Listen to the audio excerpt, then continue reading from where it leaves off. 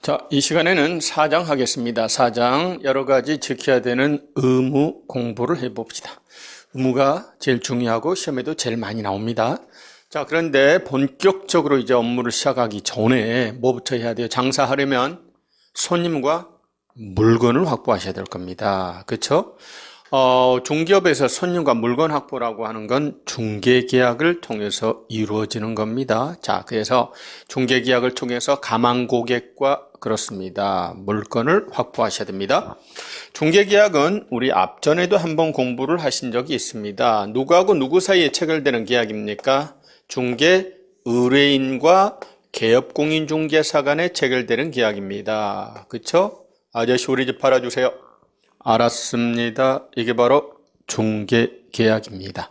좀 거창하게 말하면 의뢰인께서 토지나 건물과 같은 부동산에 대해서 매매관 임대차 그 밖의 권리의 득실 변경에 관한 행위를 알선해 줄 것을 의뢰를 하고 계공사가 이를 승낙을 하죠. 대신 중개의 목적인 중개가 완성되면 즉 당사자 간의 부동산 거래계약이 체결되면 내게 보수를 주셔야 됩니다. 알았습니다. 라고 합의하고 약정함으로써 성립하는 계약을 중개계약이라고 합니다. 중개계약 또는 중개의뢰계약이라고 합니다. 근데 우리 법에서는 중개계약이라는 용어를 선택했습니다. 지금 매도 임대 의뢰인처럼 권리를 이전하려는 자와 개공사 간 체결될 수도 있을 겁니다. 뿐만 아니라 누구와 체결될 수도 있나요? 매수 임차 의뢰인처럼 권리를 취득하려는 자와 개공사 간 체결될 수도 있을 겁니다. 중개계약, 중개의뢰계약이라고 하죠. 자, 중개계약을 체결하고 개공사갑은 이제 물건을 확보했어요. 고객을 확보했어요. 중개를 완성시키기 위해서 열심히 노력을 합니다. 그래서 A하고 B 사이에 그들 간의 매매계약, 교환계약, 임대차계약 같은 부동산 거래계약이 체결되죠. 자, 이거는 중개계약이라고 하고 권리를 이전하려는 자와 취득하려는 당사자 간 체결된 계약은 거래계약이라고 합니다. 이거를 다른 말로 중개의 완성이라고 하죠. 중개를 완성시키면 즉 당사자 간의 거래계약이 체결되면 보수를 받으실 수 있습니다.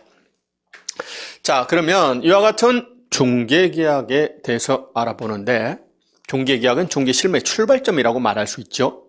중개계약을 분류할 때 독점성의 정도에 따라서 다음 세 가지로 분류하는 게 가장 일반적인 분류 방식입니다. 의뢰인께서 경사에게 어느 정도의 독점권을 주느냐, 독점성의 정도에 따라서 일반 중개계약이라고 하는 것이 있고 독점 중개계약 그리고 전속 중개계약이라고 하는 것이 있습니다. 자, 그렇다면 일반 중개계약은 말 그대로입니다. 오픈 리스팅이라고 해요. 의뢰인께서요 여러 업자한테 중개를 의뢰합니다. 네? 의뢰인께서 불특정 다수 여러 업자한테 중개를 의뢰합니다. 여러 업자한테 중개를 할 권한을 주는 겁니다. 경쟁적으로 중개를 의뢰하는 거예요. 그리고 가장 먼저 거래를 성사시킨 개공사만 보수를 받아갈 수 있습니다. 2등은 소용이 없죠. 그리고 만약에 당신께서 스스로 발견한 상대방과 거래하면 업자한테 보수를 질 이유가 없습니다. 그렇습니다. 우리나라에서 가장 널리 사용되고 있습니다. 그런데 업자도 의뢰인도 양자 모두에게 불리하다 이런 말을 듣습니다. 왜냐하면 업자 입장에서는요. 나한테만 중개를 의뢰한 게 아닙니다. 동네방네 여기저기 다 내놨습니다. 내가 열심히 뛴다고 해도 1등으로 거래 성사시킨다는 보장이 없습니다. 다른 부동산에서 훈련동 성사시키면 헛고생만 합니다. 지출한 비용에 대해서 달라고도 못합니다. 그렇습니다. 보수권 확보가 안정적이지 않습니다. 그러므로 적극적이고 책임있고 성실한 중개활동을 기대하기 힘들어요. 의뢰인 입장에서도 여러 부동산의 중개를 의뢰하다 보니까 어느 누구 하나 책임지고 서비스를 제공하지 않습니다. 그래서 모두가 책임지는 일은 아무도 책임지지 않는다. 이런 말이 있을 정도입니다.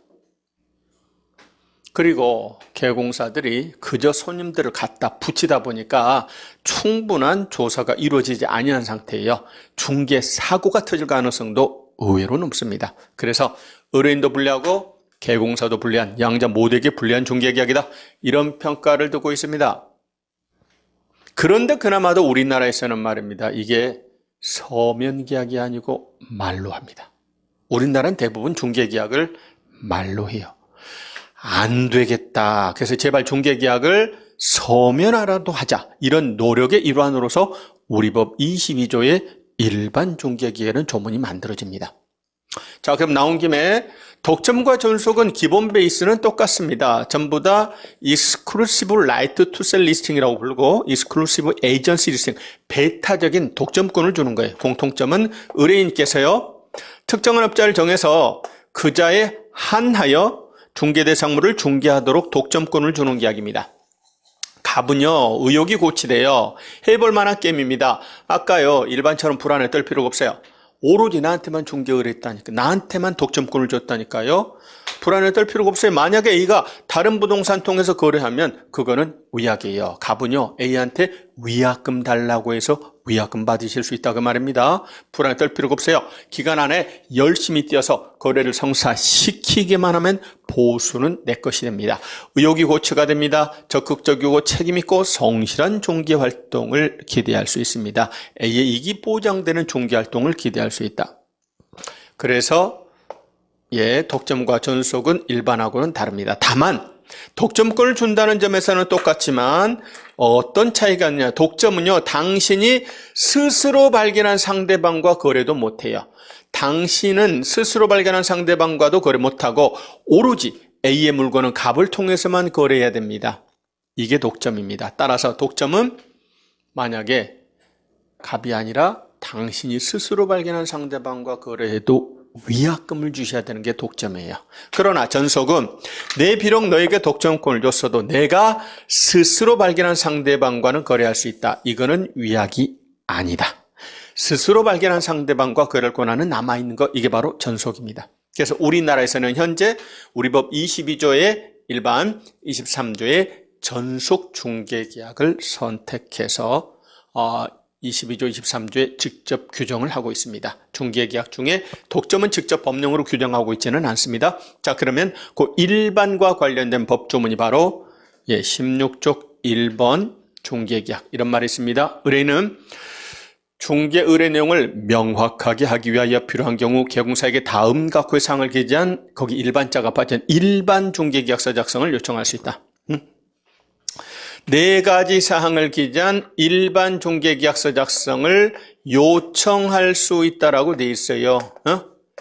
의뢰인께서 개공사에게 일반 중개계약서 작성을 요청할 수 있습니다. 요청할 수 있는 임의적 사항입니다.